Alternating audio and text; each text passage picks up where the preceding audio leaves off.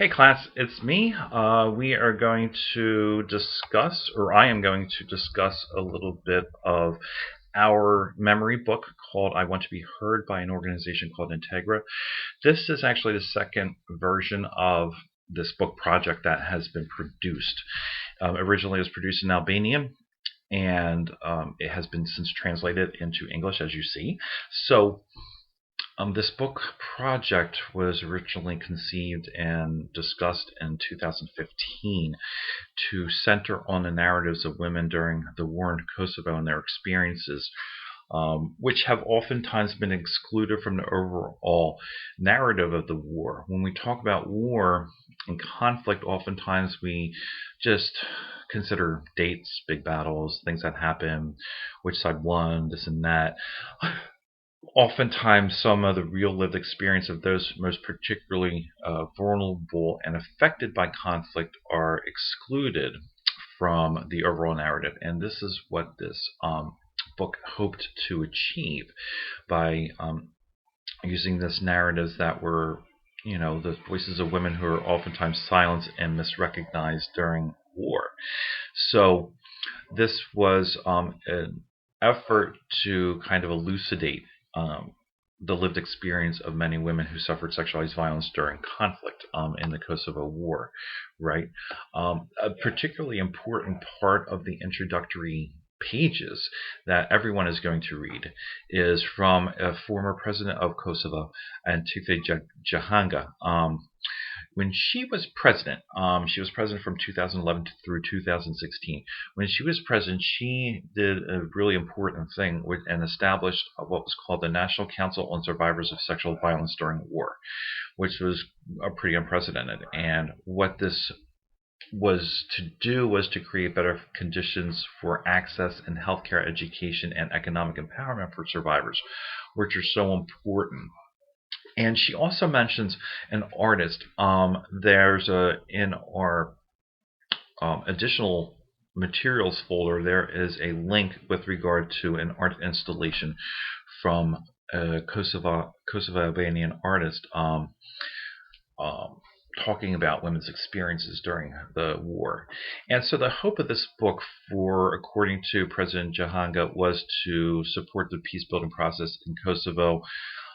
And it's an important tool to deal with the past and break the culture of impunity to those who committed these crimes, right?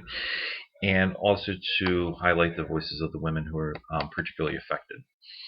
Then there's another section in the introductory portions of this book by the executive director at the Kosovo Rehabilitation Center for Torture Victims, Mr. Faridi Rushidi.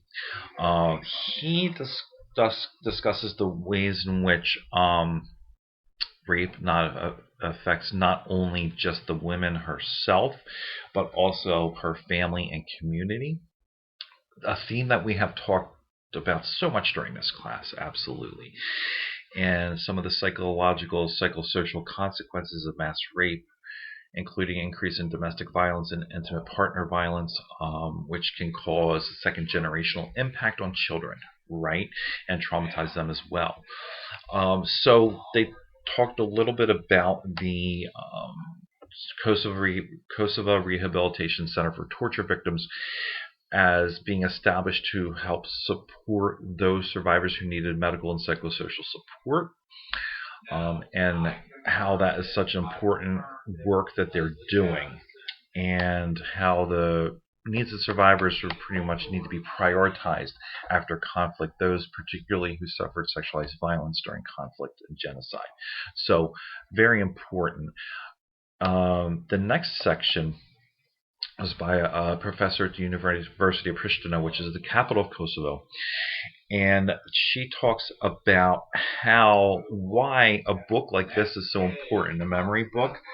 And the reason being is that I have to pause this 1 second. Hold on 1 second. No, I don't have to pause it. Never mind. I will continue.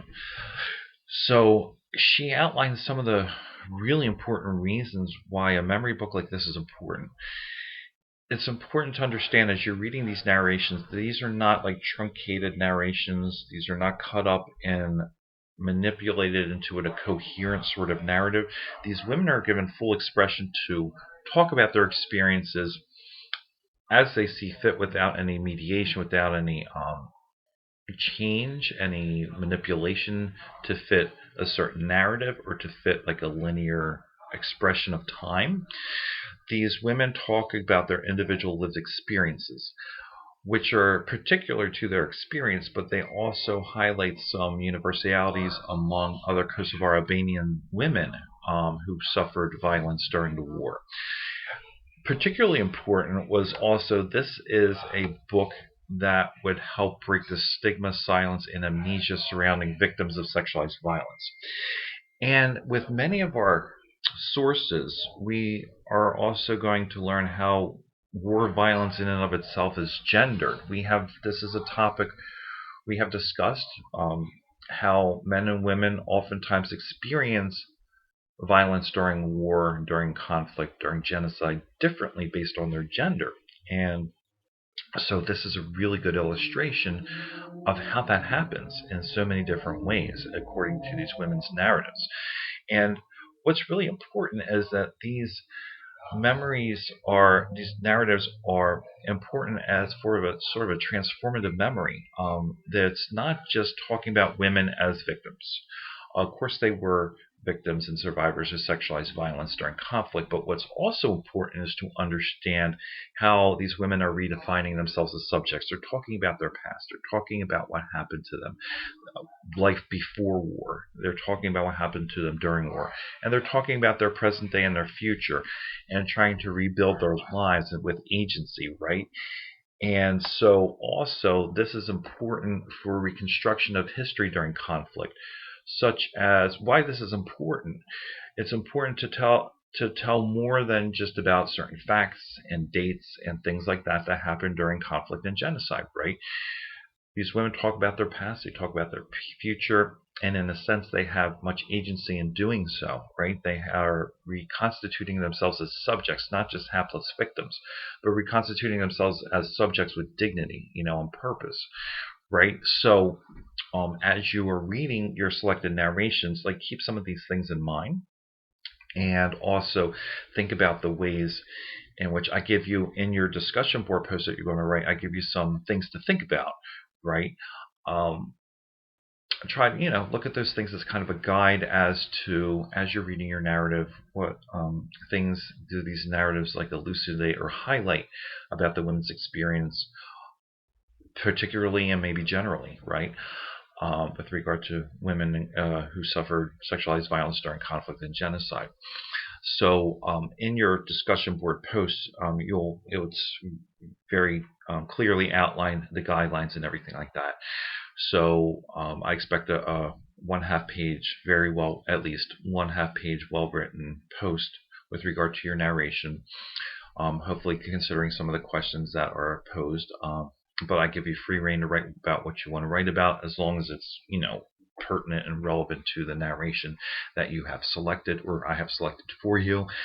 So I'm really excited to get your input on this book, because I chose this book because I thought it was so important with regard to listening to the voices of women and how that helps us understand genocide and conflict better than any factual retelling of historical events and things like that can tell us. This tells us much more about what happened and about how it impacted the daily lives of people, particularly the women survivors who are profiled here in these narrations.